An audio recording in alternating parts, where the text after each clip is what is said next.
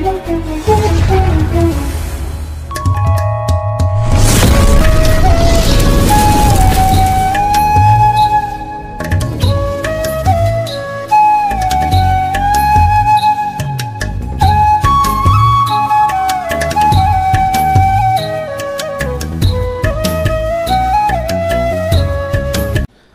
ప్రభువును ప్రియరక్షకుడైన యేసుక్రీస్తు వారి ప్రశస్తమైన నామం పేరిట మీ అందరికీ వందనాలండి.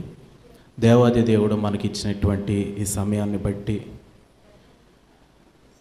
పరిశుద్ధ బైబిల్ గ్రంథంలో నుంచి మనం ఆలోచన చేస్తే, దేవుడు ఆదిలోని మనిషిని సృష్టించినప్పుడు మానవ జీవితంలో ప్రార్థన అనేటువంటిది లేకపోవటం మనం చూస్తూ ఉంటాం. దేవుడు మనిషిని అయితే సృష్టించాడు, కానీ ఆదిలోని మనిషి యొక్క జీవితంలో ప్రార్థన లేదు. ఆదాము సమయంలో ప్రార్థన లేదు, ఆదాము యొక్క కుమారుల సమయంలో కూడా ప్రార్థన అనేటువంటిది లేదు. అప్పటి వరకు దేవుడే మనుషులతో మాట్లాడేవాడు. మనిషి దేవునితో మాట్లాడేటువంటి పరిస్థితులు లేకపోయినాయి. అంటే ఒక విధంగా చెప్పాలంటే ఎలాంటిదంటే, మన ఫోన్లో బ్యాలెన్స్ అయిపోతే ఓన్లీ ఇన్కమింగ్ కాల్ మనకి ఎలాగైతే వస్తుందో, ఆదిలోని మనిషి యొక్క పరిస్థితి కూడా అలాంటిది. ఆదిలోని మనిషికి ఓన్లీ దేవుని దగ్గర నుంచి ఇన్కమింగే కానీ అవుట్ గోయింగ్ అనేటువంటిది లేదు. అలాగనే ఇది కాలక్రమేణా ఎప్పటి వరకు ఇలా కొనసాగుతూ వస్తుందంటే, ఆదాము ముగ్గురు కుమారుల వరకు ఇలాగే కొనసాగుతూ వస్తూ ఉంది. అయితే ప్రభునందు ప్రియమైన వర్లారా, మొట్టమొదటిగా పరిశుద్ధ బైబిల్ గ్రంథంలో నుంచి ప్రార్థన అనేటువంటిది ఎక్కడ ప్రారంభమైనది అనేటువంటిది మనం ఆలోచన చేస్తే, ఆదాము మూడవ కుమారుడైనటువంటి షేతుకు జన్మించినటువంటి కుమారుడైన ఎనోషు అనేటువంటి వ్యక్తి ద్వారాగా ప్రార్థన ప్రారంభమవటం మనం చూస్తూ ఉన్నాం. ఈ ప్రార్థన అంటే ఏమిటనేటువంటిది మనం ఆలోచన చేస్తే, మన నుంచి వెళ్ళేటువంటి అవుట్ గోయింగ్ కాల్ లాంటిది. మనము దేవునితో మాట్లాడేటువంటి ఒక మంచి విధానమే ప్రార్థన జీవితం. ఆ ప్రార్థన ఆదాము మనవడైనటువంటి ఎనోషు ద్వారాగా ప్రారంభమై కాలక్రమేణా ప్రార్థన అనేక విధాలుగా చేయటం మనం చూస్తూ ఉన్నాం. బైబిల్ గ్రంథంలో ఎనోషు ద్వారాగా ప్రార్థన ప్రారంభమైనప్పుడు దేవుడు కూడా ఆ ప్రార్థన ఆలకించాడు. అప్పటి నుంచి భక్తులు చేసేటువంటి ప్రార్థనలు కూడా దేవుడు ఆలకిస్తూ వస్తూ ఉన్నాడు. రాను రాను మనిషి జీవితంలో ప్రార్థన ఎంతైతే ఉందో, దానితో పాటు మనిషి యొక్క జీవితంలో దానికి మించినటువంటి పాపం అనేటువంటిది విస్తరించడం వల్ల వారు ప్రార్థన చేసిన దేవుడు ఆలకించినటువంటి సందర్భాలు మనకు కనబడతాయి. అయితే ఆ తదుపరి కాలక్రమంలో మనిషి ఎంత పాపము చేసినా సరే, దేవునికి మనిషి ప్రార్థన చేయగానే దేవుడు ఆలకించే విధంగా ప్రార్థనలో అనేక పద్ధతులు తీసుకొని వచ్చారు మానవులు. ఆ ప్రార్థనలో కొన్ని ప్రార్థనలు దేవుని దగ్గరికి అతి వేగంగా చేరుకున్నటువంటి ప్రార్థనలు మనకు బైబిల్ గ్రంథంలో కనబడతాయి. అవి ఎలాంటి ప్రార్థనలు అంటే, మనిషి చనిపోయేటువంటి పరిస్థితులు వచ్చినా కూడా, ఆపదలు వచ్చినటువంటి పరిస్థితుల్లో కూడా వారు ఆ విధమైనటువంటి ప్రార్థనలో చేస్తే వెంటనే వారికి దేవుని దగ్గర నుంచి జవాబు వచ్చింది. సాధారణంగా ప్రార్థన చేస్తే దేవుని దగ్గర నుంచి మనకు జవాబు రావటానికి కొన్ని రోజులు పట్టవచ్చు. కానీ ఇప్పుడు మనం చెప్పుకోబోయేటువంటి ఈ ప్రార్థన అనేటువంటిది వారు ప్రార్థించగానే దేవుని దగ్గర నుంచి రోజులు కాదు కానీ గంటలలో, క్షణాల్లో వారు దేవుని దగ్గర నుంచి జవాబు పొందుకున్నటువంటి ప్రార్థన ఇది. పరిశుద్ధ బైబిల్ గ్రంథంలో నుంచి యెషయా గ్రంథము 32వ అధ్యాయము 11వ వాక్యలేఖనాన్ని చదువుకుందాం. సుఖాశక్తి గల కన్యకలారా వణుకుడి, నిర్విచానులారా తొందరపడుడి, మీ బట్టలు తీసివేసి దిగంబరులై మీ నడుమున గోనె పట్ట కట్టుకొనుడి. ప్రభునందు ప్రియమైన వారులారా, చదవబడిన వాక్యలేఖనంలోనే మనం జాగ్రత్తగా పరిశీలన చేస్తే భక్తుని ద్వారాగా దేవాది దేవుడు ఈ విధంగా సెలవిస్తూ ఉన్నాడు. సుఖాశక్తి గల కన్యలారా అని అంటూ ఉన్నాడు. పరిశుద్ధ బైబిల్ గ్రంథంలోని కన్యక అనేటువంటిది సంఘానికి సాదృశ్యంగా మనకు కనబడుతూ ఉంది. ఇక్కడ ఈ మాట రాయబడి ఉంది కదా, కన్యలారా అని రాయబడి ఉంది కదా, కన్యలకేనేమో అని చెప్పి మనం భావిస్తామేమో. ఇక్కడ రాయబడినటువంటి కన్యక అనేటువంటిది సంఘానికి సాదృశ్యంగా ఉంది. కన్యలారా అంటే సంఘాలకి సాదృశ్యంగా మనం దాన్ని ఆలోచన చేసి ఈ వాక్యాన్ని చూడాలి. ఇక్కడ దేవాది దేవుడు తన భక్తుని ద్వారాగా సెలవిచ్చేటువంటి మాట ఏంటంటే సుఖాశక్తి గల కన్యలారా. ఆదిలోని మనిషి ప్రార్థన చేయటానికి ఎంతైతే ఆసక్తి చూపించేవాడో, ఎంతైతే కష్టపడేవాడో, రాను రాను మానవుని యొక్క జీవితంలో ప్రార్థన కంటే ఎక్కువగా సుఖము వైపు ఆసక్తి చూపించడం దేవుడు గమనించినటువంటి సందర్భం ఇది. మానవుడు ప్రార్థన నిర్లక్ష్యం చేస్తూ శరీర సుఖానికి, శరీర సుఖభోగాలకు అలవాటు పడుతూ ఆ శరీర సుఖములో మంచి మంచి వస్త్రాలను ధరించుకోవటం, మంచి మంచి ఆహారాలను తినటం, మంచి మంచి విధముగా అలంకరించుకోవటం వారు అలవాటు పడిపోతూ దేవునికి ప్రార్థన చేసేటువంటి విధానం అనేటువంటిది వారు బాగా బొత్తిగా మర్చిపోవటం మాత్రమే కాకుండా దేవుని భయము బొత్తిగా వారిలో లేకుండా వెళ్ళిపోయింది. ఆ సందర్భాన్ని గమనించినటువంటి దేవుడు ఇక్కడ అంటూ ఉన్నాడు, సుఖాశక్తి గల కన్యలారా అని అంటూ ఉన్నాడు. మీరు ఇప్పుడు ఎంత సుఖానికైతే ఆసక్తి చూపిస్తూ ఉన్నారో అంత మీరు భయపడండి అని అంటూ ఉన్నాడు దేవుడు. ఇక్కడ వణుకుడి, నిర్విచారణులారా తొందరపడుడి అని అంటూ ఉన్నాడు. దేవుడంటే తొందరపాటు కానీ, దేవుడంటే భయము కానీ మనిషి యొక్క జీవితంలో లేదు. ఒకప్పుడు ఏదైనా సమస్య వస్తే దేవుని దగ్గర విచారణ చేసే విధంగా ఉండేది. కానీ రాను రాను మానవుని యొక్క జీవితం అనేటువంటిది ఎలా ఉందంటే నిర్విచారం అయిపోయింది. దేవుని యందు ఆసక్తి చూపించే విధంగా ఉండేవారు ఒకప్పుడు. రాను రాను మనిషి యొక్క జీవితం దేవుని పట్ల ఎలా ఉన్నదంటే దేవుని పట్ల ఆసక్తి వదిలేసి సుఖం వైపు ఆసక్తి చూపించడం ప్రారంభిస్తూ ఉన్నాడు. కానీ దేవుడు ఎక్కడ అంటూ ఉన్నాడు, ఇప్పుడైనా సరే మీరు దేవునికి భయపడండి. దేవునికి భయపడుతూ మీరు వణకండి. కారణం ఏంటంటే మీరు దేవుని నిర్లక్ష్యం చేసి సుఖానికి అలవాటు పడిపోయి, అలాగే మీరు దేవుని దగ్గర విచారణ చేయటం మానివేసి మీరు దేవుని దగ్గర బద్ధకస్తులైపోయి దేవుని దగ్గర నుంచి శాపం తెచ్చుకోక మునిపే మీరు తొందరపడండి. తొందరపడి ఆ శాపం మీ నుంచి త్వరగా తొలగిపోయే విధంగా మీరు ఈ విధంగా చేయండి అని చెప్పి దేవాది దేవుడు తన భక్తుల ద్వారాగా సెలవిస్తున్నటువంటి మాట.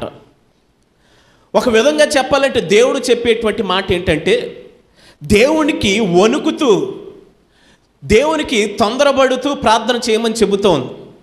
సాధారణంగా మానవుని యొక్క జీవిత విధానంలో ఎలా ఉంటుందంటే ప్రార్థన, నాకు ఇంకా చాలా వయసు ఉందలే, నాకు ఇంకా చాలా సమయం ఉందలే, అప్పుడు చేయొచ్చులే, నేను ఇది సుఖపడవలసినటువంటి వయసు, నేను ఇది ఆనందించవలసినటువంటి వయసు అని మనిషి భావిస్తూ ఉంటాడు. కానీ మనిషి యొక్క అంతము ఎప్పుడో మనిషికి ఎరగదు. మనిషి తన వయసును బట్టి అంచనా వేసుకుంటాడు, నేను ఇన్ని సంవత్సరాలు బ్రతకగలనని. కానీ మనిషి అంతము ఎట్లా ఉంటుందో అది దేవునికి మాత్రమే తెలుసు. దేవుడు అదే సెలవిస్తూ ఉన్నాడు, మీరు మీ వయసును చూసుకొని ఇంకా సమయం ఉన్నదని చెప్పి మీరు ఆలస్యం చేస్తూ ఉన్నారేమో, మీరు తొందరపడితే మంచిదని అంటూ ఉన్నాడు. మీరు ఇంకా సమయం ఉన్నది, అప్పుడు భయపడొచ్చులే అని చెప్పి దేవునికి, మీరు ఇప్పుడు దేవుడిని నిర్లక్ష్యం చేస్తూ ఉన్నారేమో, మీరు ఇప్పుడు దేవునికి భయపడి వణికితే మంచిదని దేవుడు సెలవిస్తూ ఉన్నాడు. మీరు ఎంత తొందరగా మీ పాపానికి ప్రాయశ్చిత్తం పొందితే అంత మంచిదని చెప్పి దేవుడు సెలవిస్తూ, మీరు మీ పాపాలకి ప్రాయశ్చిత్తం పొందాలి అంటే మీరు ఉన్నటువంటి జీవిత విధానానికి సాధారణమైనటువంటి ప్రార్థన సరిపోదు. కాబట్టి మీరు ఈ విధంగా ప్రార్థన చేయమని చెప్పి దేవుడు అక్కడ సెలవిస్తూ ఏమని మాట్లాడుతూ ఉన్నాడంటే, మీ బట్టలు తీసివేసి దిగంబరులై మీ నడుమున గోనె పట్ట కట్టుకొనిడి అని అంటూ ఉన్నాడు. బైబిల్ గ్రంథంలో అతి శక్తివంతమైనటువంటి ప్రార్థన ఈ గోనెపట్ట ప్రార్థన. అయితే బాధాకరమైనటువంటి విషయం ఏంటంటే ఈ గోనెపట్ట ప్రార్థన అనేటువంటిది పాత నిబంధన గ్రంథంలోనే మనకు కనబడుతుంది.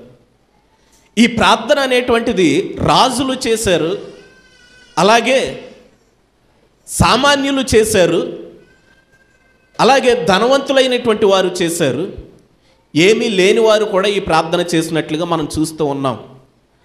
వయసుతో సంబంధం లేకుండా, అంతస్తుతో సంబంధం లేకుండా పరిశుద్ధ బైబిల్ గ్రంథంలో, పాత నిబంధన గ్రంథంలో ఈ గోనెపట్ట ప్రార్థన అనేటువంటిది చేసినట్లుగా మనం గమనించవచ్చు. దానిలో భాగంగా రాజుల సైతం ఈ విధంగా ప్రార్థన చేసినట్లుగా మనం పరిశుద్ధ బైబిల్ గ్రంథంలో నుంచి పరిశీలన చేద్దాం ఈరోజు. అయితే ఇక్కడ దేవాది దేవుడు అంటూ ఉన్నాడు, మీ బట్టలు తీసివేసి దిగంబరులై మీ నడుమున గోనెపట్ట కట్టుకోమని మాట్లాడుతూ ఉన్నాడు.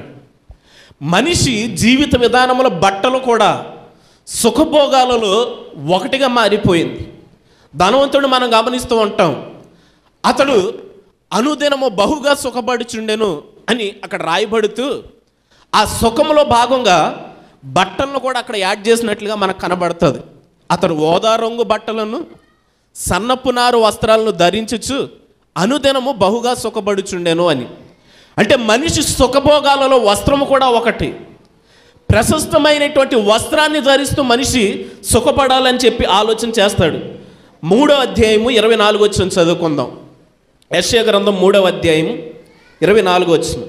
పరిమళ ద్రవ్యమునకు ప్రతిగా మురుగుడును, నడికట్టునకు ప్రతిగా త్రాడును, అల్లిన జడకు ప్రతిగా బోడితలను, ప్రశస్తమైన పై వస్త్రమునకు ప్రతిగా గోనె పట్టయు, అందమునకు ప్రతిగా వాతయను ఉండును అని అంటూ ఉన్నాడు. దేవుడు మనిషి యొక్క జీవితంలో కోరుకునేటువంటిది ఏంటంటే, మనిషి ఏమో ప్రశస్తమైనటువంటి వస్త్రాన్ని కావాలని కోరుకుంటాడు.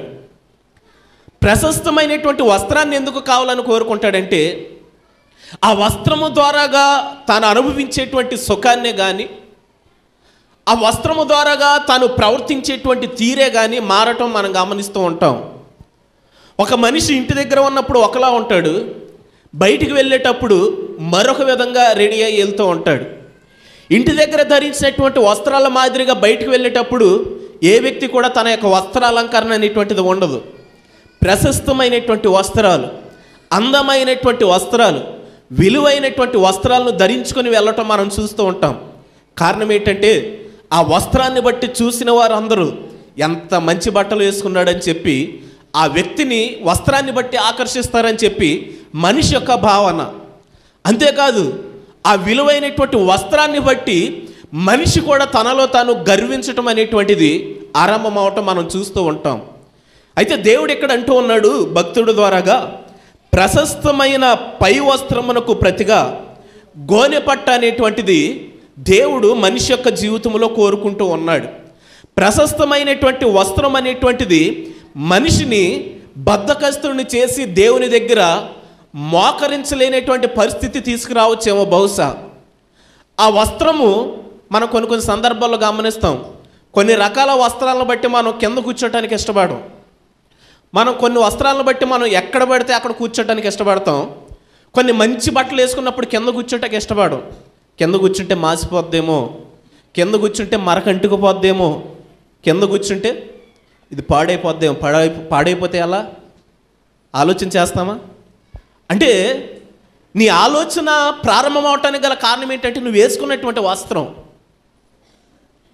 మనిషి ప్రశస్తమైనటువంటి వస్త్రాన్ని వేసుకున్నప్పుడు, ధరించినప్పుడు బహుశా ఆ వస్త్రము నిన్ను దేవుని దగ్గర కూడా వంగనివ్వనటువంటి పరిస్థితి నీ ముందు తీసుకొని రావచ్చు. దేవుడు అలాంటి వస్త్రాన్ని కాదు నీ నుంచి ఇష్టపడేది. దేవుడు నీ నుంచి ఇష్టపడేటువంటిది ఏంటంటే, ప్రశస్తమైనటువంటి వస్త్రానికి ప్రతిగా గోనెపట్ట అని అంటూ ఉన్నాడు. ఇప్పుడు 2 విధాలుగా మనం ఆలోచించేద్దాం. గోనెపట్ట వేసుకునేటువంటి వ్యక్తిని ఏ వ్యక్తి అయినా చూస్తే ఏమనుకుంటాడు? ప్రశస్తమైనటువంటి వస్త్రాన్ని వేసుకునేటువంటి వ్యక్తిని చూస్తే అబ్బా మంచి బట్టలు వేసుకున్నాడులే అంటాం. అలా కాకుండా గోనెపట్ట వేసుకొని ఊర్లో నడిచి వెళ్తూ ఉంటే అది ఎలా ఉంటుందంటే, ఒక వ్యక్తికి అవమానకరంగా ఉంటుంది. కారణం ఏంటంటే, ఆ వస్త్రాన్ని బట్టి జనులు మాట్లాడేటువంటి మాటలు ఎలా ఉంటాయంటే, ఏరా వీడికి బట్టలు లేవా, గోనె పట్టలు వేసుకొని తిరుగుతున్నాడు ఏంటి, ఏమంటారు, గోనుగొడ్లోలాగా. వాడారా ఈ మాట చాలా సందర్భాలు, గోనుగొట్లోడు అనే మాట అన్నారా? అంటే దాని అర్థం ఏంటి? అవమానకరంగా మాట్లాడేటువంటి మాట. గోనుగొట్లోడు అంటే అర్థం ఏంటి? గోను పట్టాలు ధరించుకునేటువంటి వాడు అనేటువంటి అర్థం మనం ఆలోచన చేయొచ్చు. అలాగే ఒక గోనె పట్టా కట్టుకొని ఊర్లో నడిచేటప్పుడు దాని ద్వారాగా వచ్చేటువంటి అవమానం అనేటువంటిది మనిషికి ఎక్కువగా ఉన్నను, అది దేవుని దృష్టిలో ఆ వ్యక్తికి ఎంతో విలువైనటువంటిదిగా మనం కనబడటం చూస్తూ ఉన్నాం. అయితే ఇక్కడ పరిశుద్ధ బైబిల్ గ్రంథంలో నుంచి మనం పరిశీలన చేస్తే బైబిల్ గ్రంథము గోనెపట్ట ధరించుకోమని చెప్పి ఇలా మాట్లాడుతూ ఉంది. గోనెపట్ట ధరించుకొని ప్రార్థన చేయమని చెప్పి ఈ విధంగా మాట్లాడడం మనం గమనించాం.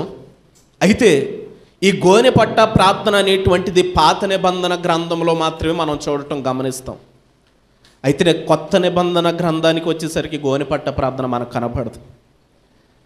అదేంటి మరి? కొత్త నిబంధన గ్రంథంలో గోనెపట్ట ప్రార్థన కొట్టివేయబడిందా అనేటువంటిది మనం ఆలోచన చేస్తే,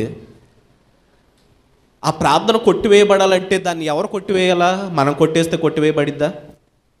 లేదండి. ఆ ప్రార్థన కొట్టివేయబడాలంటే దేవుడు దాన్ని కొట్టివేయాలి.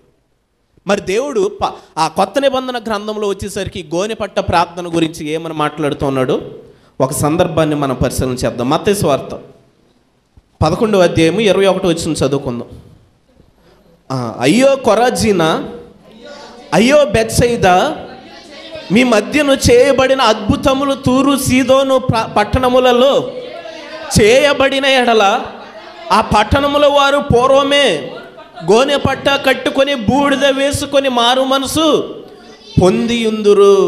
యేసుక్రీస్తు ప్రభుల వారు గోనె పట్టాను గూర్చినటువంటి ప్రార్థనని కొత్త నిబంధన గ్రంథంలో ప్రస్తావించడం మనం చూస్తూ ఉన్నాం. పాత నిబంధన గ్రంథంలో రాజులు సైతం గోనె పట్టాలు ధరిస్తే, సామాన్యులు సైతం గోనె పట్టాలు ధరిస్తే, కొత్త నిబంధన కాలానికి వచ్చేసరికి రాజులు గోనె పట్ట ధరించట్లేదు, సామాన్యులైనటువంటి వారు గోనె పట్టాలు ధరించట్లేదు. ఆ సందర్భాన్ని గురించి యేసుక్రీస్తు ప్రభులు వారు ఇక్కడ మాట్లాడుతూ, నేను మీ మధ్య చేసేటువంటి కార్యాలు సామాన్యమైనటువంటివి కావు, ఎంతో గొప్ప కార్యాలను చేస్తూ ఉన్నాను. కానీ ఎంత గొప్ప కార్యాలను చేసినా మీలో పశ్చాత్తాపం అనేటువంటిది కలగట్లా. ఆ పశ్చాత్తాపంతో పాటు గోనెపట్ట ధరించుకొని ప్రార్థన చేయాలనేటువంటి ఆలోచన మీలో రావట్లా. కానీ ఇప్పుడు నేను మీ మధ్య చేసినటువంటి ఈ కార్యాలను గనక పూర్వము అనగా పాత నిబంధన కాలంలో గనక తూరు సీదోను పట్టణాల్లో గనక చేసుంటే, ఈ కార్యాలను చూసి వారు మనసులో కుమిలిపోతూ పశ్చాత్తాపంతో గోనె పట్టాలు ధరించుకొని ప్రార్థన చేస్తారని యేసుక్రీస్తు ప్రభుల వారు ఆ సందర్భాన్ని ఇక్కడ గుర్తు చేస్తూ ఉన్నాడు. అంటే కారణం ఏంటంటే యేసుక్రీస్తు ప్రభుల వారు కూడా కొత్త నిబంధన కాలం వచ్చేసరికి ఆ ప్రార్థన లేకుండా పోయిందని చెప్పి దాన్ని గురించి బాధపడుతూ ఉన్నాడు. మనిషి ఆ ప్రార్థనని దూరం చేసుకున్నాడు, కానీ దేవుడు ఆ ప్రార్థనని తీసివేయాలా, కొట్టివేయాలా? బైబిల్ గ్రంథంలో మనం ఆలోచన చేస్తే భక్తి అనేటువంటిది ఎలా మారిపోయిందంటే రాను రాను క్రమేణా మొట్టమొదటిగా మనం చదువుకున్నాం సుఖాశక్తితో మారిపోయింది. భక్తిలో కూడా సుఖాన్ని ఎత్తుక్కోవటం అలవాటు పడిపోయాడు మనుషుడు. భక్తిలో కూడా ప్యాషన్ ఎత్తుక్కోవటం అలవాటు పడిపోయాడు మనుషుడు. ప్రార్థన చేయటానికి మంచి వస్త్రం కావాలి, అలాగే పాట పాడటానికి మంచి వస్త్రం కావాలి, వాక్యం చెప్పటానికి మంచి వస్త్రం కావాలి. భక్తి విధానంలో కూడా ధరించుకునేటువంటి వస్త్రాన్ని, మంచి వస్త్రాన్ని కోరుకుంటూ సుఖానికి అలవాటు పడుతూ మనిషి తన యొక్క జీవిత విధానాన్ని కొనసాగిస్తూ ఉన్నాడే తప్ప ప్రారంభంలో ఉన్నటువంటి ప్రార్థనా విధానం అనేటువంటిది మనిషి ఆరంభం వచ్చేసరికి దాన్ని తీసివేస్తూ వస్తూ ఉన్నాడు తన జీవితంలో నుంచి. అలాగే కొత్త నిబంధన పాత నిబంధన కాలంలో ఉన్నటువంటి ఆ గోనెపట్ట ప్రార్థన అనేటువంటిది పాత నిబంధన కాలంలో కూడా మనుషులు ఆ విధంగానే దాన్ని దూరం చేశారు. అయితే ప్రభునందు ప్రియమైన వారులారా, వాక్యలేఖనంలోనే మనం జాగ్రత్తగా పరిశీలన చేస్తే యేసుక్రీస్తు ప్రభుల వారు ఆ గోనెపట్టాన్ని గూర్చి ఆ ప్రార్థన అప్పుడు ఉన్నటువంటి తరములో వారు చేయకపోతూ ఉన్నారని చెప్పి ఎంతో బాధపడినటువంటి సందర్భాన్ని మనం గమనించాం. అంతేకాదండి, ప్రకటన గ్రంథంలో కూడా ఈ గోనెపట్టాన్ని గూర్చినటువంటి ఆ మాట ఎంత స్పష్టంగా సెలవిస్తూ ఉందంటే, ప్రకటన గ్రంథం 11వ అధ్యాయంలో 3వ వచనంలోని దేవాది దేవుడు, నేను నా 2 సాక్షులకు అధికారం ఇచ్చేదను, వారు గోనె పట్ట ధరించుకొని 1260 దినములు ప్రవచింతురు దేవుడు అంటూ ఉన్నాడు. మనిషి ఈ మరిచిపోయినటువంటి ఈ ప్రార్థనా విధానాన్ని అనేటువంటిది మరలా యుగ సమాప్తికి ముందు దేవుడు 2 ప్రవక్తల ద్వారాగా వారి గోనె పట్టలు ధరించుకొని మనుషుల మధ్యలోనికి వస్తూ ఎన్ని దినాలంటే 1260 దినాలు, 1260 దినాలు మనుషుల ముందు సంచరిస్తూ మరలా ఆ ప్రార్థన గురించి జనులకు తెలియజేయటం అనేటువంటిది ఇక్కడ మనకు కనబడుతోంది. ఈరోజు ఈ మనుషులు ఏ ప్రార్థన అయితే తన ప్రార్థనా జీవితంలో నుంచి కనుమరుగు చేశారో అదే గోనె పట్ట ప్రార్థన అనేటువంటిది యుగ సమాప్తికి ముందు 2 ప్రవక్తలు ఈ భూమిపైకి వచ్చి 1260 దినాల పాటు మనుషుల మధ్య సంచరిస్తూ మరలా ఈ ప్రార్థనని వారు తెలియజేయటం అనేటువంటిది మనకి దేవాది దేవుడు వాక్యలేఖనంలో ఇక్కడ స్పష్టంగా రాయించి ఉంచాడు. ఈ ప్రార్థన గురించి అంత గట్టిగా యేసుక్రీస్తు ప్రభువు వారు చెప్పడానికి గల కారణం ఏంటి? ఈ ప్రార్థన మనిషి యొక్క జీవితంలో అంత ప్రభావవంతంగా పనిచేసిందా? ఈ ప్రార్థన మనిషి యొక్క జీవితంలో అంత అద్భుతాలు చేసినాయా? ఈ ప్రార్థన మనిషి యొక్క జీవితంలో అంత ఆశ్చర్యకరమైనటువంటి కార్యాలు చేసినాయా అనేటువంటిది మనం ఆలోచన చేస్తే చేసినాయండి. పరిశుద్ధ బైబిల్ గ్రంథంలోని మనిషి దేవునికి విరోధంగా జీవించినటువంటి సందర్భాలు అనేకాలుగా మనకు కనబడతాయి. అలాగనే ఒకానొక సందర్భంలో నినివే మహాపట్టణపు ప్రజలు దేవునికి విరోధమైనటువంటి జీవితాన్ని జీవిస్తూ దుర్మార్గమైనటువంటి జీవితాన్ని జీవిస్తూ ఉన్నటువంటి సందర్భంలో దేవుడు యోనా ప్రవక్తతో మాట్లాడుతూ ఉన్నాడు. యోనా ప్రవక్తతో దేవుడు మాట్లాడేటువంటి ఆ మాట ఏంటంటే చూడండి, యోనా గ్రంథం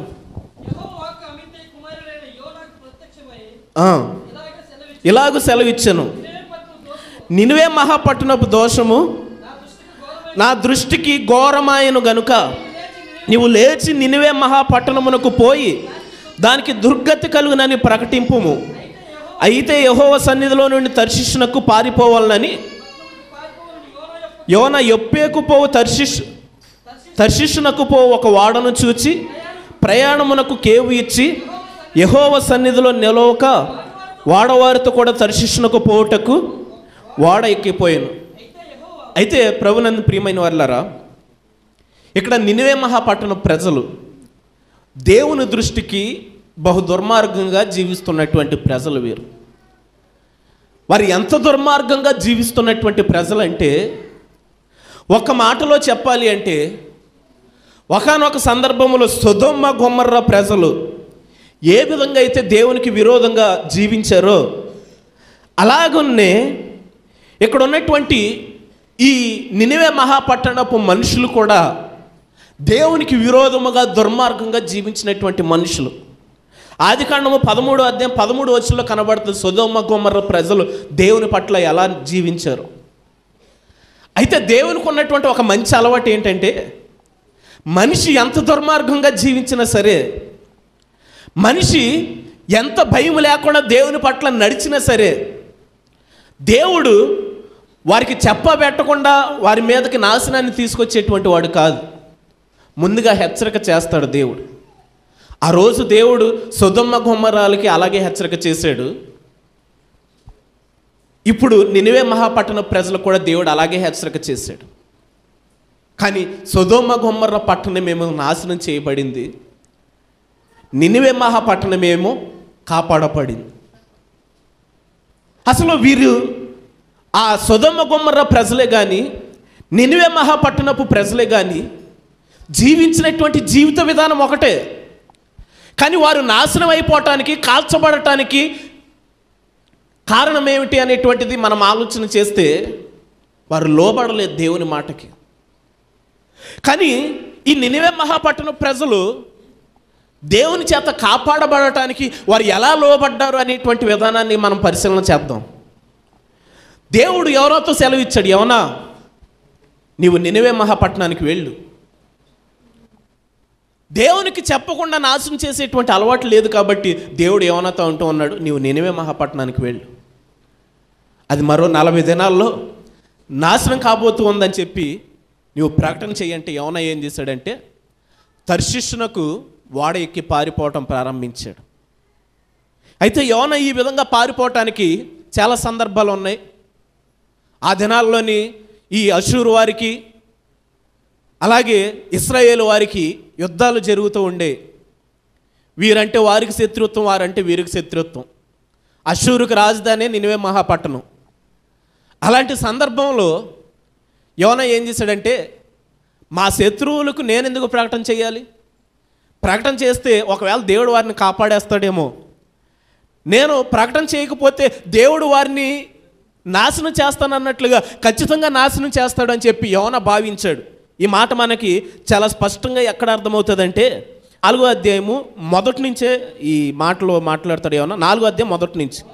యోనా దీన్ని చూసి బహు చింతాక్రాంతుడే కోపగించుకొని, యెహోవా నేను నా దేశమందుండగా ఇట్లా జరుగునని నేను అనుకుంటుని కదా. అంటే యోనా ఆలోచన ఏంటి? పారిపోవటానికి.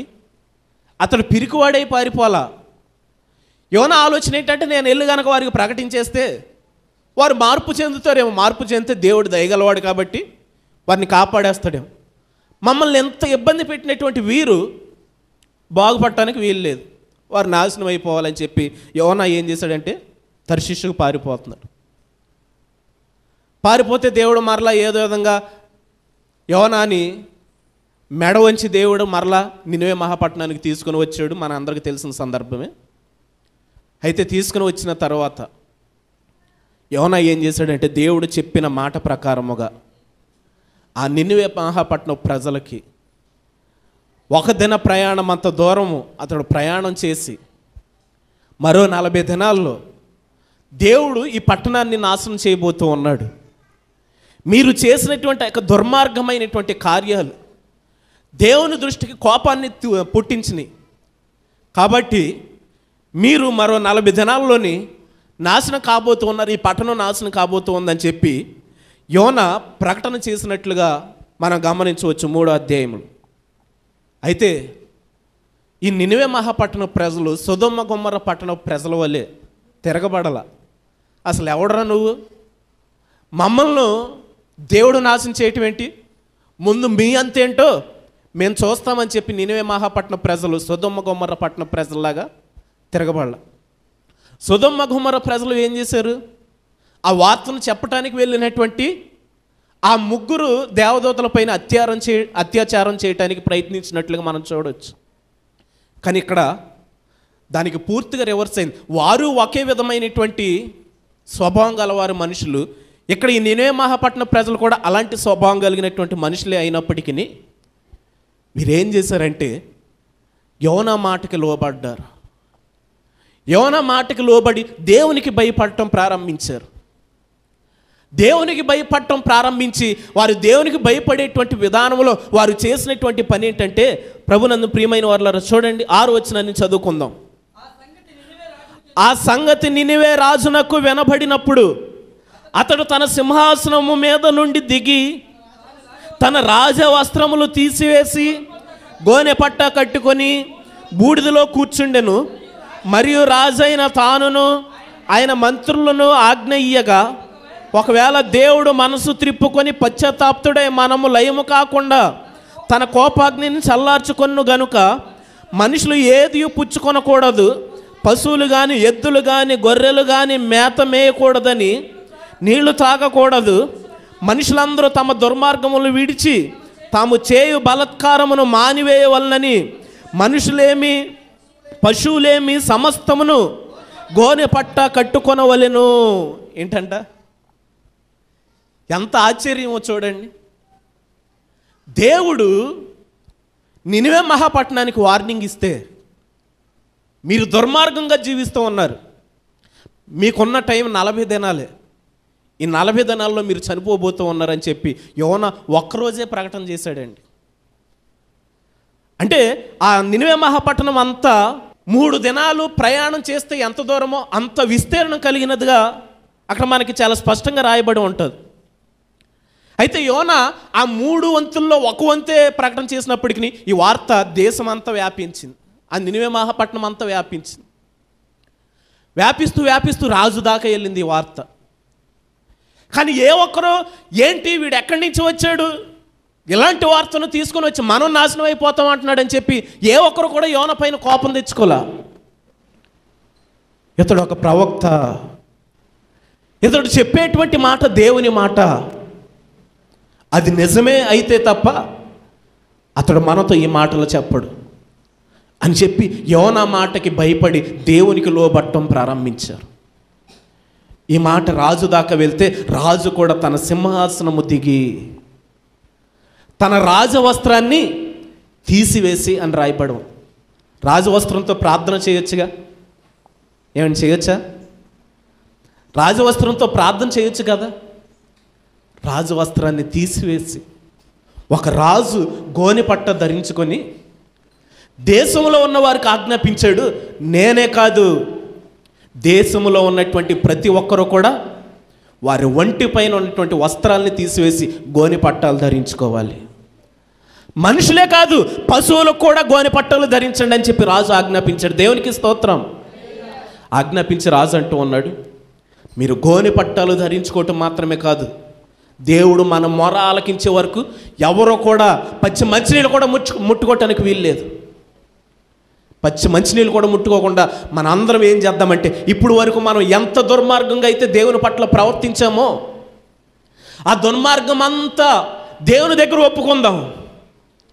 దేవుడు మన పట్ల పశ్చాత్తాపపడి కనికరం చూపిస్తాడేమో అని చెప్పి రాజు ఆ నినివే మహాపట్నం అంతా ప్రకటన చేపిస్తే నినివే మహాపట్నంలో ఉన్నటువంటి ప్రజలందరూ వారి ఒంటి పైన ఉన్నటువంటి వస్త్రాలు తీసివేసి గోనె పట్టాలు ధరించుకున్నారు. గోనె పట్టాలు ధరించుకున్నారు. పశువులకు గోనె పట్టాలు ధరింపజేశారు. ధరింపజేస్తే అప్పుడు వారు ప్రార్థన చేయటం ప్రారంభించారు. ప్రభువాన్ని ఎదుట మేము దుర్మార్గంగా జీవించిన మాట వాస్తవమే, నీ మాటకు మేము లోబడుతున్నామయ్యా, ఇక మీదట మేము ఈ విధంగా జీవించం, నువ్వు చెప్పినట్లు మేము నడుచుకుంటామయ్యా అని చెప్పి ప్రార్థన చేస్తూ ఉంటే ఎంత ఆశ్చర్యకరమైనటువంటి కార్యం జరిగిందనేటువంటిది మనం ఆలోచన చేస్తే 9వ అధ్యాయం మనుషులందరూ 10 నుంచి చదువుకుందాం. ఈ నినివే వారు తమ చెడు నడతలను మానుకొనగా వారు చేయుచున్న క్రియలను దేవుడు చూచి పశ్చాత్తాప్తుడై వారికి చేయదునని తాను మాట ఇచ్చిన కీడు చేయకమాని. ఈ నినివే మహాపట్నపు వారు ఆ విధంగా గోనె పట్టాలు ధరించుకోవటం మాత్రమే కాకుండా, వారు ఉపవాసం ఉండటం మాత్రమే కాకుండా, వారు చేసే దుర్మార్గాల్ని మానేశారు. చేసిన దుర్మార్గాల్ని దేవుని దగ్గర ఒప్పుకుంటూ ప్రార్థన చేస్తూ ఉంటే దేవుడు వారిని చూసి పశ్చాత్తాపడ్డాడంట. అరే, అనవసరంగా వీరిని చంపేద్దాం అనుకున్నానే, వీరు ఇప్పుడు ఎంత మారిపోయారు నా దగ్గర. ఇలా మారినోడిని చంపటం అనేటువంటిది అసలు కరెక్టే కాదు అని చెప్పి దేవుడు తన నిర్ణయాన్ని మార్చుకున్నాడు అంట. దేవునికి స్తోత్రం. దేనిని బట్టి దేవుడు తన నిర్ణయాన్ని మార్చుకున్నాడు. 40 దినాల్లో నాశనం చేస్తా అన్నటువంటి దేవుడు ఈ నినివే మహాపట్నం ప్రజలకి 40 దినాలు టైం ఉంది. వీరు అనుకోవచ్చు మనం 40 దినాలు ఏదో రకంగా ప్రార్థన చేద్దాం, ఈ లోపు దేవుడు మనల్ని క్షమించవచ్చు అని. కానీ నినివే మహాపట్నం ప్రజలు అంత టైం తీసుకోవడానికి ఇష్టపడాల. దేవుడు వెంటనే మమ్మల్ని క్షమించాలి. వెంటనే మమ్మల్ని క్షమించాలి అంటే ఏ విధమైనటువంటి ప్రార్థన చేస్తే క్షమిస్తాడు అని చెప్పి వారు ఆలోచన చేసి తీసుకున్నటువంటి నిర్ణయం ప్రకారంగా దేవుడు వెంటనే అక్కడ క్షమాపణ దయచేశాడండి. 40 దినాల్లో నాశనం చేస్తా అన్నటువంటి దేవుడు మొదటి దినమందే వారి పట్ల దేవుడు చేస్తా అన్నటువంటి కీడును చేయకుండా దేవుడు మానేశాడు. దేవునికి స్తోత్రం. ఎంత శక్తివంతమైనటువంటి ప్రార్థన ఇది. నినివే మహాపట్టణపు ప్రజలపైకి వచ్చినటువంటి దేవుని కోపాన్ని వీరు గోనె పట్ట ధరించి చేసినటువంటి ఈ ప్రార్థన దేవుని కోపాన్ని నిమ్మలపరిచి ఆ కీడు తొలగిపోయే విధంగా ఆ ప్రార్థన వారిలో పనిచేసింది. ఈ ప్రార్థన అదే సొదొమ గొమొర్రా పట్టణ ప్రజలు కూడా చేస్తుంటే దేవుడు వారిని క్షమించి ఉండేవాడేమో. వీరు క్షమించబడటానికి, వారు నాశనం చేయబడటానికి గల కారణం ఏంటంటే ప్రార్థనే. వీరేమో పశ్చాత్తాపపడి గోనెపట్ట ధరించుకొని ప్రార్థన చేస్తే, వారేమో ఇంకా పాపము చేయటానికి చెలరేగిపోయారు. ఆ వార్త చెప్పటానికి వెళ్ళినటువంటి ఆ దేవదూతల పైన కూడా అత్యారం చేయటానికి ముందుకు దూకారు. కానీ వీరు చేస్తున్న దుర్మార్గాన్ని విడిచిపెట్టారు. చేసిన దుర్మార్గాల్ని దేవుని దగ్గర ఒప్పుకున్నారు. ఒప్పుకొని గోనెపట్ట ధరించుకొని ఆ విధంగా ఒప్పుకొని ప్రార్థన చేస్తే దేవుడు వారి పట్ల చేస్తానటువంటి ఆ యొక్క కీడుని చేయకుండా మానివేశాడు. ఇది ఒక సందర్భం అండి. రెండవదిగా మనం ఆలోచన చేస్తే పరిశుద్ధ బైబిల్ గ్రంథంలో నుంచి రాజులు 2వ గ్రంథము 6వ అధ్యాయంలోని 30వ వచనంలోని అక్కడ ఇశ్రాయేలీయులు పరిపాలించేటువంటి రాజు గోనెపట్ట ధరించుకొని ఉంటే, ఆ రాజు గోనెపట్ట ధరించుకోవటం ప్రజలందరికీ కనబడిందంట. అక్కడ రాజులు 2వ గ్రంథము 6వ అధ్యాయం 30వ వచనంలోని తన వస్త్రాలు చింపుకొని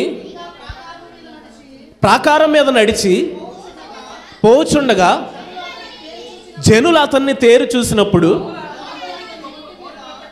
గోనెపట్ట కట్టుకొని ఉన్నాడంట. ఇశ్రాయేలు రాజు తన వస్త్రాలు చింపుకోవటానికి గల కారణం ఏంటి? సామాన్యంగా ఎవరైనా వస్త్రాలు ఎప్పుడు చింపుకుంటారంటే బాధ వచ్చినప్పుడు వస్త్రాలు చింపుకుంటారు. రెండవది ఫైటింగ్కి వెళ్ళేటప్పుడు. మన సోమ్యాలు లాంటి యవనస్తులు ఎవరి దగ్గరికైనా ఫైటింగ్కి వెళ్ళేటప్పుడు రా చూసుకుందాం అని చెప్పి ఏం చేస్తారు, సిక్స్ ప్యాక్ బాడీ చూపిటాకి చొక్కాలు చింపేస్తారు. ఫైటింగ్కి వెళ్ళేటప్పుడు చింపేస్తారు చొక్కాలు, బాత్తో చింపుతారు. అయితే అక్కడ రాజు యుద్ధం చేయడానికి చింపలేదు, కానీ తన చొక్కా బాధతో చింపాడు. కారణం ఏంటంటే ఆ దేశంలో వచ్చినటువంటి కరువు. సిరియా రాజు షోమ్రోను పట్టణాన్ని ముట్టడి వేస్తే భయంకరమైనటువంటి కరువు ఆ దేశంలో వచ్చేసింది. ఒక గాడిద తల 80 రూపాయలకు అమ్మబడింది. చాలా భయంకరమైనటువంటి కరువు వచ్చేసింది. ఆ దినాల్లోనే 80 రూపాయలకు అమ్మబడిందంటే ఎంత భయంకరమైన కరువు ఆలోచించి. అలాంటి సమయంలో ఆహారం లేని పరిస్థితులు వచ్చినాయి. ఎలాంటి ఆహారం లేనటువంటి పరిస్థితులు వచ్చినాయి అంటే 2 స్త్రీలు మాట్లాడుకుంటూ ఉన్నారు. ఆ 2 స్త్రీలకి 2 బిడ్డలు ఉన్నారు, పసిపిల్లలు, పాలు తాగేటువంటి పిల్లలు. ఆ 2 స్త్రీలు ఒకరితో ఒకరు ఏం మాట్లాడుకుంటూ ఉన్నారంటే, మనం చచ్చిపోయేలా ఉన్నాం కరువుతో, మనం చావకుండా ఉండాలి అంటే, ఒక 4 రోజులు బ్రతకాలి అంటే, ఈరోజు మన ఇద్దరం కలిసి నీ బిడ్డను వండుకొని తినేద్దాం. చూడండి, కన్న బిడ్డలని పాలు తాగేటువంటి పసికందులు చంపుకొని వంట చేసుకుని తినేద్దామని మాట్లాడుకుంటున్నారు.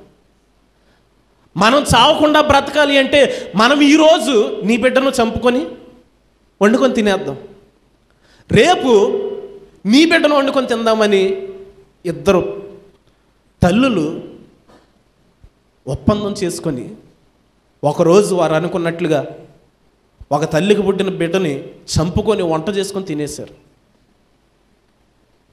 తినేస్తే ఆ తర్వాత రోజు ఇంకో తల్లి ఏమంటుందంటే, అమ్మా మనం నిన్నటి దినాన మన ఇద్దరం వంట చేసుకొని తినడానికి నా బిడ్డను నీకు ఇచ్చాను కదా, మన ఇద్దరం కలిసి తిన్నాం కదా, ఈరోజు నీ బిడ్డని వంట చేసుకొని తిందాం, నీ బిడ్డని అంటే ఆ తల్లి అంటుంది, నా బిడ్డను నేనేమను. అదేంటి నిన్న మనం మాట్లాడుకున్నాం కదా, మాట్లాడుకున్నాం కానీ నా బిడ్డను నేను ఎలా ఇస్తాను, నేను ఇవ్వను అంటే వారిద్దరూ కలిసి ఇశ్రాయేలు రాజు దగ్గరికి పరిగెత్తి, ఆ స్త్రీ ఇశ్రాయేలు రాజు దగ్గరికి పరిగెత్తింది. ఏ స్త్రీ? బిడ్డను పోగొట్టుకున్నటువంటి స్త్రీ ఇశ్రాయేలు రాజు దగ్గరికి పరిగెత్తింది. ఇశ్రాయేలు రాజు దగ్గరికి పరిగెత్తుకుంటూ వెళ్తూ ఆ స్త్రీ అంటుంది, రాజా నాకు సహాయం చేయి అంటే, ఈ రాజు అనుకున్నాడు దేశంలో కరువు భారంగా ఉంది కదా, ఆహారం లేక నాకు సహాయం చేయి అంటుందేమో. రోజు 10 మంది వచ్చి 20 మంది వచ్చి అడుగుతున్నారు, నాకు సహాయం చేయ, నాకే లేదు వీళ్ళకేం సహాయం చేయను అని చెప్పి రాజు అంటున్నాడు, దేవుడే నాకు ఇవ్వకపోతే నేను మీకు ఎక్కడ నేను సహాయం చేయను, సహాయం చేయటానికి నా దగ్గర ఏం లేదు అంటున్నాడు. అది కాదు రాజా, నా మాట ఆలకించు అప్పుడు సహాయం చేయంటే, ఇప్పుడు చెప్పు నీ బాధ ఏంటి అన్నాడు. రాజా ఏంటంటే, దేశంలో కరువు భారంగా ఉన్న విషయం తెలిసిందే కదా, ఈ కరువు భారంగా ఉండటం వల్ల మేమిద్దరం కలిసి ఈ విధంగా నిర్ణయం తీసుకున్నాం. ఈరోజు నీ బిడ్డను వంట చేసుకొని తిందాం, రేపు నా బిడ్డను వంట చేసుకొని తిందామని చెప్పి మేమిద్దరం మాట్లాడుకొని ఒకరోజు నా బిడ్డను వంట చేసుకొని తినేసాం రాజా.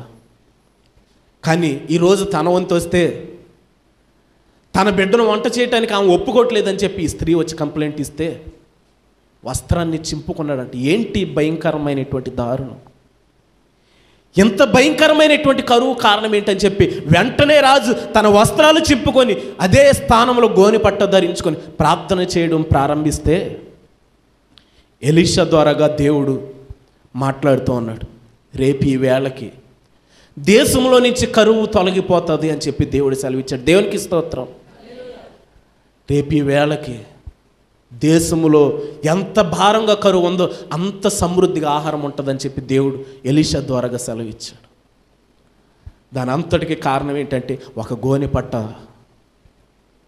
రోజులు పట్టలేదండి దాని ద్వారాగా ప్రతిఫలం రావటానికి, క్షణాల్లో జవాబు వచ్చింది. ఇంకా మనం చెప్పుకుంటూ వెళ్ళిపోవాలంటే చాలా సందర్భాలు ఉన్నాయి, సమయం కూడా ముందుకు కొనసాగుతోంది. మరొక రాజు హిజ్కియా. ఇప్పుడు మనం చెప్పుకునేటువంటి వీరందరూ రాజులండి, సామాన్యులు కాదు. ఇప్పుడు మనం చెప్పుకునేటువంటి వీరందరూ రాజులు గోనెపట్ట ధరించుకున్న సందర్భాలను మనం చూస్తూ ఉన్నాం. ఒకటి నినివే రాజు, రెండవది ఇశ్రాయేలు రాజు, మూడవది యోధారాజు అనేటువంటి హిజ్కియా. హిజ్కియా తన పరిపాలనలో ఇశ్రాయేలు వారిని పరిపాలన చేస్తూ ఉండగా అష్షూరు రాజు హిజ్కియాని బెదిరించడం ప్రారంభించాడు.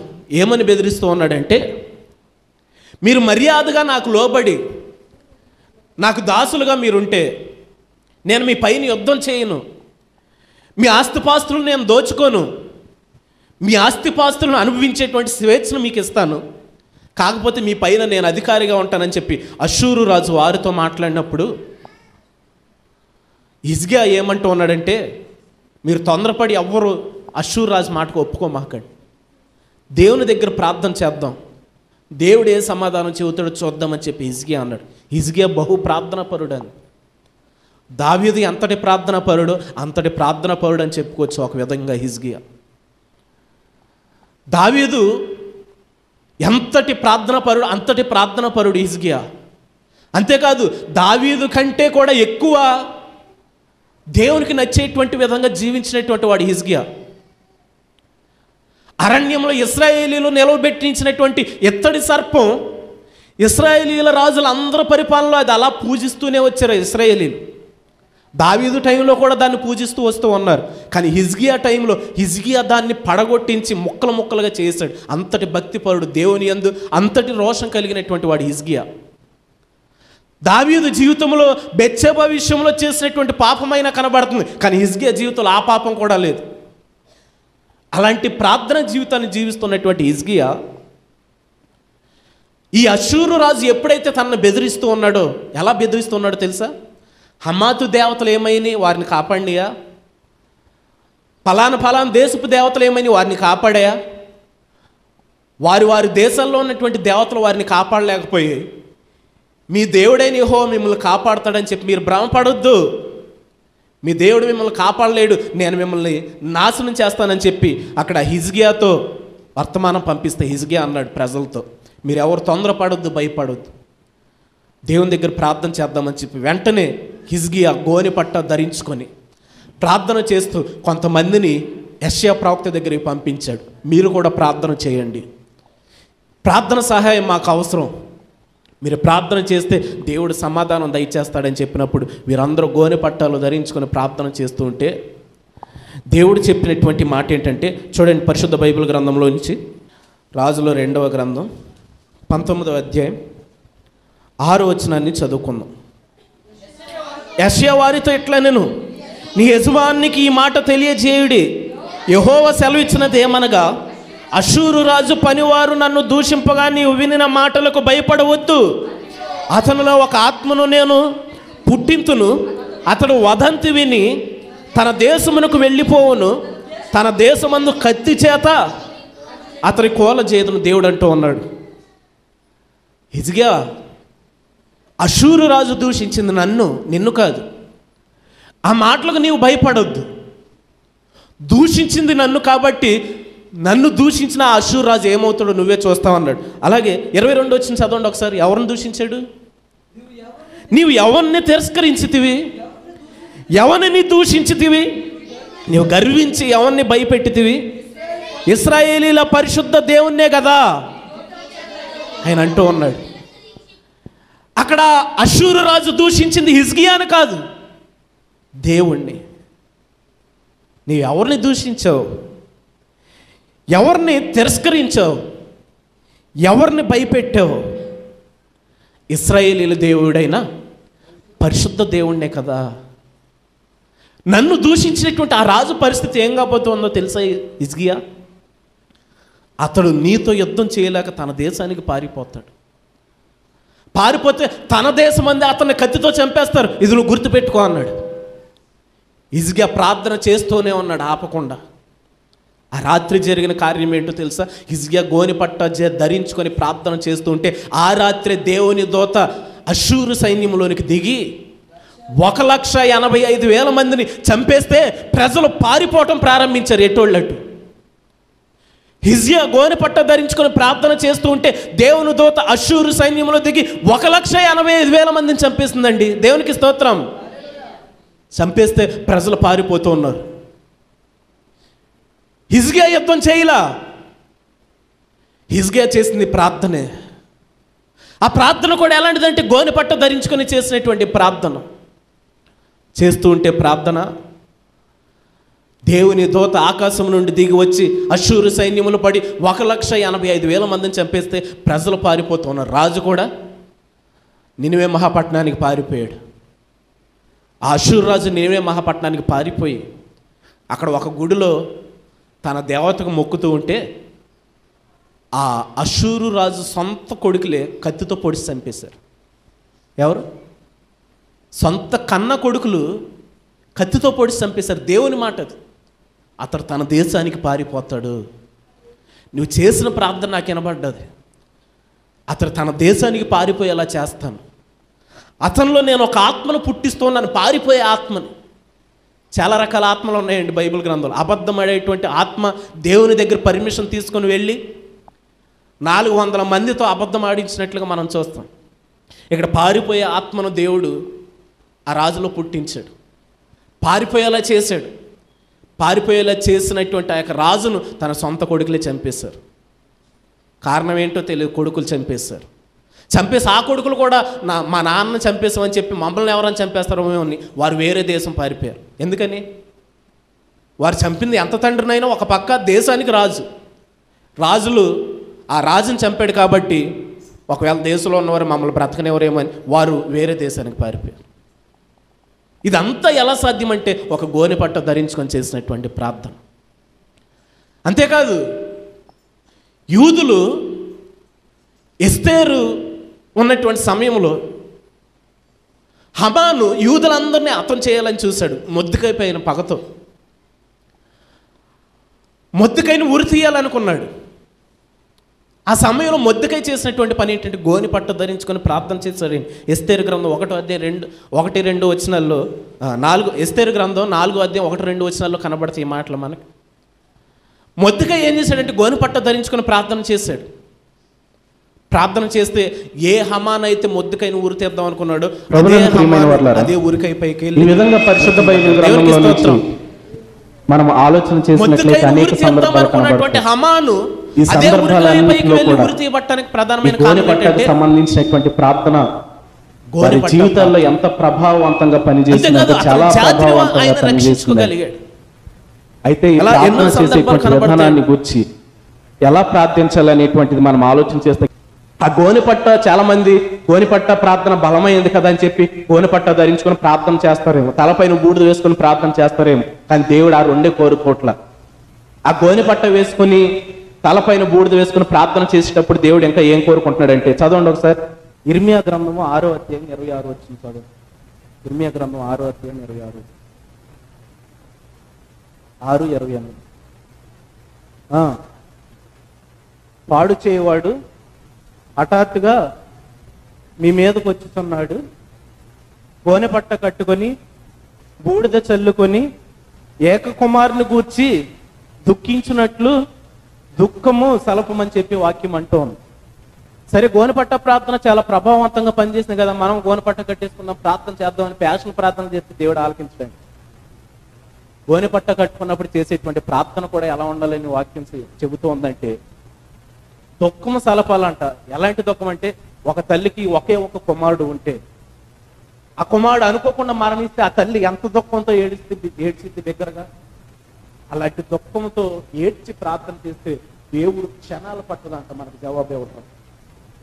ఆ గోనెపట్ట కట్టుకున్నప్పుడు చేసేటువంటి ప్రార్థన అలా ఉండాలంట. ఇర్మియా గ్రంథం 4వ అధ్యాయం 8వ వచనంలో కూడా రాయబడి ఉంటుంది, గోనెపట్ట కట్టుకునుడి, రోదన చేయుడి, కేకలు వేయుడి అని అంటూ ఉంది. కేకలు వేయాలంట, రోదన చెయ్యాలంట, ఏడవాలంట. యోవేలు గ్రంథం 1వ అధ్యాయం 8వ వచనంలో కూడా రాయబడి ఉంటది, పెనిమిటిపోయిన యవ్వనురాలు గోనెపట్ట కట్టుకొని అంగలార్చున్నట్లు నీవు అంగలార్చుమని రాయబడి ఉంటది. ఒక కుమారుని పోగొట్టుకున్నటువంటి తల్లి ఎలాగైతే ఏడ్చిద్దో, నూతనంగా పెళ్లి చేసుకున్నటువంటి యవ్వన స్త్రీ తన పెనిమిటిని పోగొట్టుకుంటే ఎంత దుఃఖముతో ఏడ్చిద్దో, అంత దుఃఖముతో ఏడ్చినప్పుడే ఈ గోనెపట్ట ధరించుకొని ప్రార్థించేటువంటి ప్రార్థనకి ప్రతిఫలం ఉంటుందంట. సమయం లేదు కాబట్టి నేను చదివించుకుంటూ వెళ్ళిపోయాను. మన జీవితాల్లో, మన వ్యక్తిగత జీవితాల్లో ఈ విధమైనటువంటి గోనెపట్ట ప్రార్థన గనక మనం భాగంగా చేసుకుంటే దేవుడు కూడా మనకి మేలును దయచేస్తాడు. ఈ విధమైనటువంటి మేలులు ఆ దినాల్లో ప్రవక్తలు పొందారు, మనము కూడా పొందాలనే దేవుని యొక్క ఉద్దేశం, ఆలోచన. కాబట్టి ఈ విధమైనటువంటి ప్రార్థన మనం చేయగలిగితే మనకున్నటువంటి సమస్య ఎలాంటిదైనా దేవుడు దాన్ని తొలగించడానికి ఆయన సిద్ధంగా ఉన్నాడు. దేవుడి కొద్ది వాక్యం ద్వారా మనలందరినీ దీవించి ఆశీర్వదించును గాక.